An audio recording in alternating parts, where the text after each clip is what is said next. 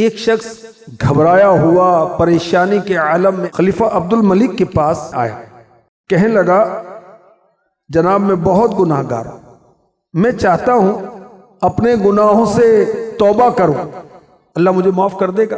خلیفہ نے کہا تیرا گناہ بڑا ہے یا زمین و آسمان؟ اس نے کہا کہ میرا گناہ بڑا۔ خلیفہ نے کہا اچھا یہ بتا کیا تیرا گناہ لوح و قلم سے بڑا ہے؟ کہا ہاں میرا گناہ لوح و قلم سے بھی بڑا ہے۔ خلیفہ نے پوچھا کیا تیرا گناہ عرش و کرسی سے بھی بڑا ہے؟ اس شخص نے کہا ہاں جناب میرا گناہ عرش و کرسی سے بھی بڑھ کر۔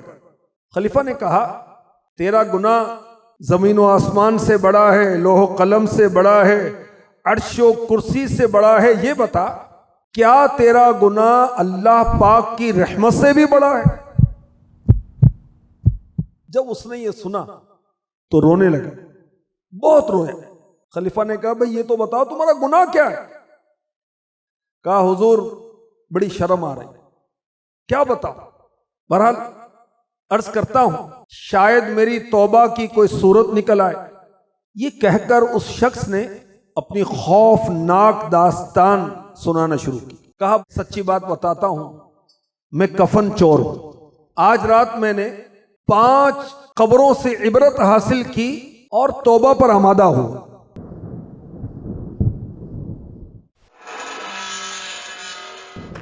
میں کفن چرانے کے لیے جب قبرستان پہنچا، قبر کھودی تو میں نے دیکھا مردے کا چہرہ قبلے سے پھرا ہوا تھا۔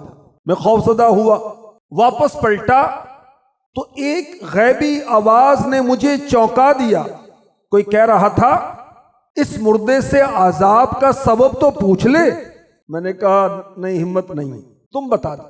اس غیبی آواز نے کہا یہ شخص دنیا میں شراب پیا کرتا تھا، یہ شخص دنیا میں بدکاری کیا کرتا تھا۔ اس کفن چور نے مزید اپنی داستان سناتے ہوئے کہا کہ جناب رات جب میں نے دوسری قبر کھودی تو وہاں بھی ایک دل ہلا دینے والا منظر میری آنکھوں کے سامنے تھا۔ مردے کا چہرہ خنزیر جیسا ہو چکا تھا اور وہ مردہ طوق و زنجیر میں بندھا ہوا تھا، اس کے ہاتھ بھی بندھے ہوئے تھے، اس کے پاؤں بھی بندھے ہوئے تھے۔ غیب سے آواز آئی یہ جھوٹی قسمیں کھاتا تھا، یہ حرام کھاتا تھا۔ میں نے تیسری قبر کھودی تو اس قبر میں بھی ایک بھیانک منظر تھا۔ مردے کی زبان جو تھی وہ گدی کی طرف سے نکال دی گئی تھی اور اس مردے کے جسم میں کیلیں ٹھوک دی گئی تھی۔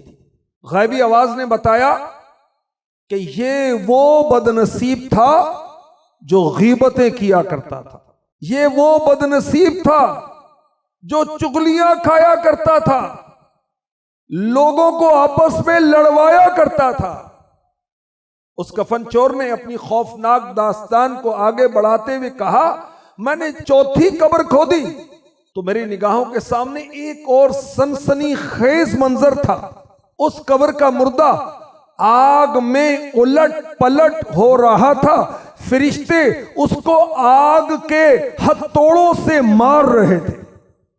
مجھ پر دہشت طاری ہو گئی، میں بھاگنے لگا تو میرے کانوں میں غیبی آواز گونجنے لگی یہ بدنصیب نماز میں سستی کیا کرتا تھا، یہ بدنصیب روزہ رمضان میں غفلت کیا کرتا تھا۔ میں نے 5ویں قبر کھودی تو 5ویں قبر کی حالت پچھلی 4 قبروں سے مختلف تھی۔ یہ قبر تو تحد نظر وسیع کر دی گئی تھی۔ اس قبر کے اندر تخت پر ایک خوبصورت نوجوان بیٹھا ہوا تھا اور غیبی آواز نے مجھے بتایا کہ اس نے جوانی میں توبہ کر لی تھی اور یہ خوش نصیب نماز اور روزے کا سختی سے پابند تھا۔